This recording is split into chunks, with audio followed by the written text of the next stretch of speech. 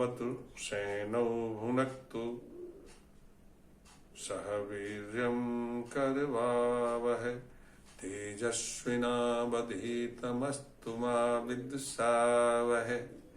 ओम शांति शांति शांति। जय श्री कृष्ण। मित्रों, इस संसार में हम आए हैं अपने पूर्व जन्म के कर्मों को लेकर के।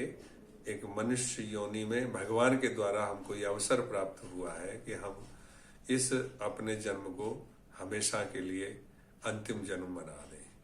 आइए, मैं आज आपको जो भी मेरे को जानकारी या थोड़ा बहुत ग्रंथों के द्वारा जो पढ़ा है कर्म योग के बारे में, वो मैं आपको बताना चाहता हूँ।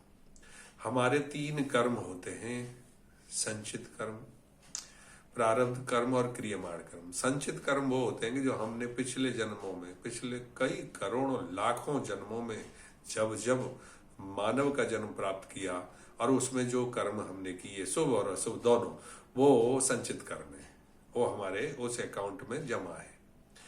दूसरे होते हैं क्रियमाण कर्म। जब हम वर्तमान में जब होते हैं, जैसे हम मानव जन्म में इस समय वर्तमान में जो भी कर्म करते हैं वो क्रियमाण कर्म होते हैं। तीसरा होता है प्रारब्ध कर्म।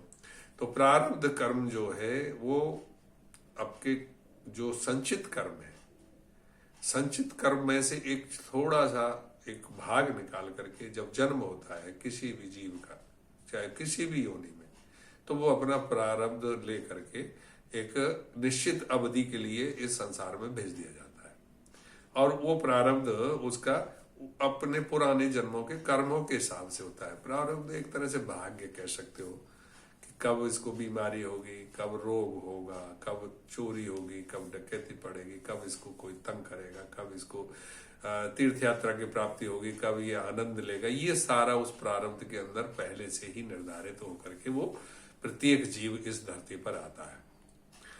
और ये प्रक्रिया अनवरत चलती रहती है, कई युगों तक चलती रहती है, कितने लाखों युगों तक ये प्रक्रिया चलती रहती है। कब तक? जब तक वो व्यक्ति इन 3 कर्मों से छुटकारा न प्राप्त कर ले। अब ये 3 कर्मों से छुटकारा कैसे प्राप्त होगा, इसको तो भगवान श्री कृष्ण ने गीता में कर्म योग में बहुत अच्छी तरह से बताया है। इन कर्मों का वर्णन भी बड़ा अच्छा किया है। कर्म, अकर्म, सुकर्म, पुण्य कर्म, अशुभ कर्म, शुभ कर्म, ये सारे कर्मों का वर्णन किया गया है। तो उसको संक्षेप में आपको बताने के लिए कि ये 3 प्रकार के कर्म किस तरह से समाप्त किए जा सकते हैं। देखिए, हमारा अधिकार प्रारब्ध और संचित कर्मों पर बिल्कुल नहीं है, क्योंकि संचित कर्म पहले से ही हमारे द्वारा संचित इकट्ठे होकर के हमारे अकाउंट में पड़े हुए हैं, और प्रारब्ध कर्म हमें भोगना ही भोगना है। ये तो खत्म हो जाएगा इस जन्म के अंतिम क्षेत्र। लेकिन हमारे नए कर्मों पे हमारा अधिकार है कि नए कर्म अगर हम नहीं करें तो हमारा जो संचित कर्म है उसका अकाउंट कम तो हो जाएगा, क्योंकि उसमें दूसरे कर्म नहीं जा पाएंगे यहाँ से। तो कहने का तात्पर्य है कि हम इस वर्तमान में कितने कर्म करते हैं वो सब फिर वापस वहां पर जोड़ते हैं। तो उनको कैसे रोका जाए, उसके लिए गीता में भगवान ने कहा है कि निष्काम भाव से अगर कर्म किया जाए तो वो अकर्म हो जाता है। वो कर्म जैसे भुना हुआ बीज होता है तो वो कभी फल नहीं देता, तो ऐसे ही वो कर्म कभी फल नहीं देगा अगर आपका स्वतः और सहजता से आपने कोई कर्म किया है। सहजता मतलब है स्वतः प्राप्त परिस्थिति, अपने आप प्राप्त परिस्थिति जो हमारे प्रारब्ध के अनुसार हमें मिलती है। उस परिस्थिति में हम सहजता से बिना कोई अहम भाव और वो लिए हुए उस कर्म को कर डाल। जैसे उदाहरण के लिए, अगर आप कहीं जा रहे हैं घूमने के लिए, रास्ते में किसी की गाड़ी खराब मिली है और वो आदमी सहायता के लिए ढूंढ रहा है किसी को, आप वहां से जा रहे हैं, आपने देखा कि यह है, और आपने बिना कोई भाव लिए कि मैं इसकी सहायता कर दूंगा तो बड़ा अच्छा रहेगा, या इस बेचारे की मैं आ गया तो इसको सहायता हो जाएगी और ये मेरा कर्तव्य कर्म है कि मैं इसकी सहायता करूं, तो ये जो भाव आएंगे अंदर तो फिर ये जो है कर्तव्य कर्म हो जाएगा और वो फिर आपके संचित में जुड़ जाएगा, क्योंकि आपने एक अच्छा काम किया तो वो शुभ कर्म में चला जाएगा अकाउंट में। लेकिन आप इसको भुने हुए बीज की तरह अगर कर देते हैं, मतलब आप वहां जा रहे थे, आपको स्वतः प्राप्त परिस्थिति मिली, आपने उसकी सहायता कर दी और किंचित भी राग और द्वेष आपके अंदर नहीं आया, ना तो ये आया आपको भाव अहम का भाव के मैं देखो कितना अच्छा हूं इसको कर दिया, ना ये भाव आया कि यार मैं नहीं करता तो इसका क्या होता, और चुपचाप कर दिया, फिर अपने काम पे लग गए आप उसकी सहायता करके, तो ये अकर्म हो गया। इसी तरह से संसार के प्रत्येक कर्म के लिए अगर हम सावधानी होकर के कर्म करते हैं जिसमें हमें कर्ता का भाव ना रहे, अर्थात ये मान के भगवान की प्रसन्नता के लिए प्रत्येक काम करें। जैसे हम ऑफिस में जाते हैं तो ऑफिस में भी हमको काम मिलता है, लेकिन उस काम को ये कहें कि ये जो जन्म में मेरे को यहाँ मिला है तो ये मेरे को कर्तव्य भगवान ने दिया है और मैं ये भगवान के लिए कर रहा हूँ, मेरा कुछ भी नहीं है। लेकिन वो अंतर से पूरी तरह से तत्वता से होना चाहिए, केवल दिखाने के लिए नहीं। अंदर से प्रसन्नता के साथ वो काम को कितनी कुशलता के साथ कर सकते हैं ईश्वर की प्रसन्नता के लिए, अगर इस तरह से करते हैं तो वो अकर्म हो जाता है।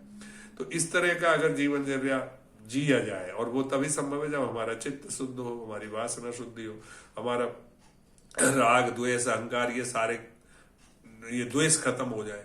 तो ये धीरे धीरे किस तरह से होते हैं, ये भगवान का नाम जप करने से शुरू खत्म होते हैं।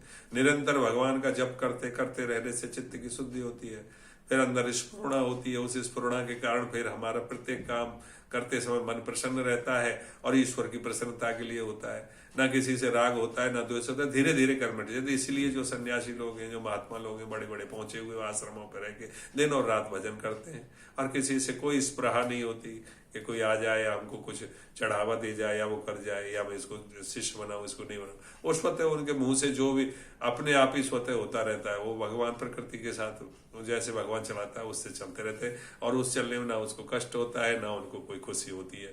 तो इस प्रकार का जीवन प्रभाव होता है। तो मैं आ रहा था इसी कर्म श्रृंखला के ऊपर। तो इस तरह से अगर हम वर्तमान में क्रियमाण कर्मों को समाप्त कर देते, मतलब हम कर्म नहीं बना रहे, तो हमारा संचित कर्म खत्म।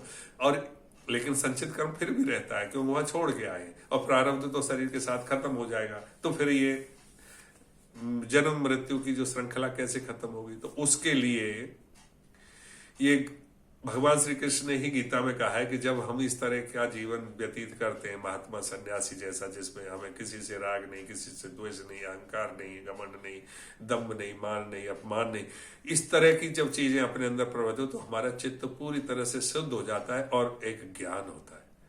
और ज्ञान उत्पन्न होते ही एक प्रकाश होता है, और उस ज्ञान का जो प्रकाश की जो अग्नि है, ऊर्जा, ऊष्मा जो है, वो इतनी तेज होती है कि उसके कारण हमारे जो संचित कर्म है वो दग्ध जल जाते।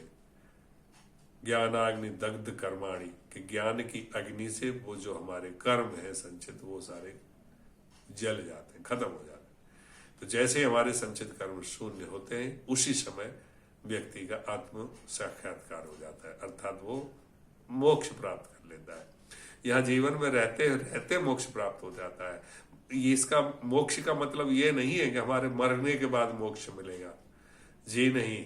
मोक्ष का मतलब है कि जो अविद्या है, जो अज्ञान है, जिसने हमको पूरी तरह से समेट रखा है, राग और द्वेष, मान, घमंड, ये सब जो अंदर भरे पड़े हैं, इनसे जब मुक्ति मिल जाती है तब मोक्ष होता है। और मोक्ष, और ऐसा महात्मा बहुत दुर्लभ है। भगवान श्री कृष्ण कहते हैं गीता में, स महात्मा सुदुर्लभ, ऐसा महात्मा मिलना बहुत दुर्लभ है।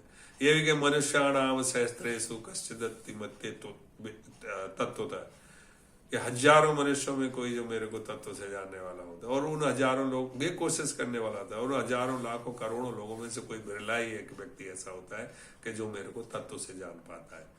लेकिन वो हो सकता है अगर उस रास्ते चलें, क्योंकि इस रास्ते का चलना भी शुरू कर दिया तो इस जन्म में अगर नहीं हो पाता है तो अगले जन्म में तो निश्चित रूप से होगा। क्योंकि इस जन्म में जहां अपनी यात्रा छोड़ के जा रहा है व्यक्ति, तो अगले जन्म में उसकी वहीं से शुरू होती है। इसलिए कहा गया है कि श्रीमताम गे हे योग भ्रष्ट वो भी जाए थे, कि जो योग भ्रष्ट पुरुष किसको कहते हैं? जो इस जन्म में भगवान की उपासना की जो विधि दी है उसके लिए अग्रसर हुआ, लेकिन बीच में ही छूट गया, उसका शरीर पूरी तरह से नहीं हो पाई। तो ऐसा व्यक्ति का जन्म श्रीमान महापुरुषों के घर में होता है, जहाँ पे वातावरण ही शुरू से वो अध्यात्म होता है सारा, तो वो वहां पे पैदा होता है। अथवा भवति धीमताम, अथवा फिर ऐसा होता है कि वो खुद ही मतलब इतना योग्य बन करके और सारे उसको ज्ञान को लेकर के पैदा होता है कि वहां से उसकी जो है उपासना फिर से शुरू होती है और फिर उस जन्म में भगवान को प्राप्त कर लेता है। इसीलिए आइए आज हम संकल्प लेते हैं कि हम अभी से गीता को पढ़ करके गीता का ज्ञान चारों ओर फैलाएं और खुद इसके ज्ञान से पढ़ाएं, गीता को जीवन में लाएं। इसके लिए गीता परिवार ज्वाइन करें, वो है learngita.com, LEARN, लर्न GEETA गीता.com। इस पर आप जाएं, रजिस्ट्रेशन करें और निःशुल्क सभी भाषाओं में 12 भाषाओं में इसकी कक्षाएं चल रही हैं, आप उसका लाभ उठाएं। हरिओम, जय श्री कृष्ण, हरिओम।